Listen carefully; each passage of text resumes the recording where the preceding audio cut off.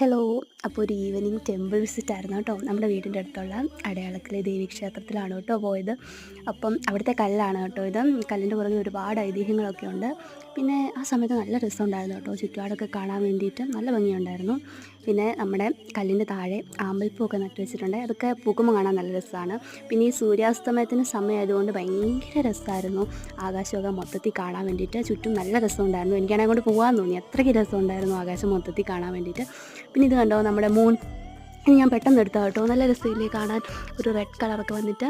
പിന്നെയാണെങ്കിൽ ഞാൻ ഇതിനെ കണ്ടുമില്ല കേട്ടോ. പിന്നെ അമ്പലത്തിൻ്റെ അകത്ത് നിന്നും ആകാശം കാണാൻ നല്ല രസമുണ്ടായിരുന്നു. പിന്നെ അമ്മയുണ്ടായിരുന്നു. പിന്നെ നോക്കുക, നേരെ നോക്കിയപ്പോഴത്തേക്ക് മൂണാണ് കണ്ടത്. അപ്പോൾ ഞാൻ പെട്ടെന്ന് എടുത്താൽ കേട്ടോ, എനിക്ക് ഇഷ്ടപ്പെട്ടു. പിന്നെ നമ്മുടെ അമ്പലത്തിൻ്റെ അകത്തുള്ളൊരു കിണറാണ്, അവിടെ നിന്ന് വെള്ളമൊക്കെ എടുക്കുന്നത്. പിന്നെ പുറത്തു നിന്നും ആകാശം കാണാൻ നല്ല രസമുണ്ടായിരുന്നു. ഒരു പ്രത്യേക കളറായിരുന്നു കേട്ടോ. പിന്നെ പോകുന്ന വഴിക്കും നല്ല ഭംഗിയുണ്ടായിരുന്നു, ഒരുപാട് ലൈറ്റൊക്കെ ഇട്ട്. അപ്പോൾ അത്രേ ഉള്ളൂ, ബായ്.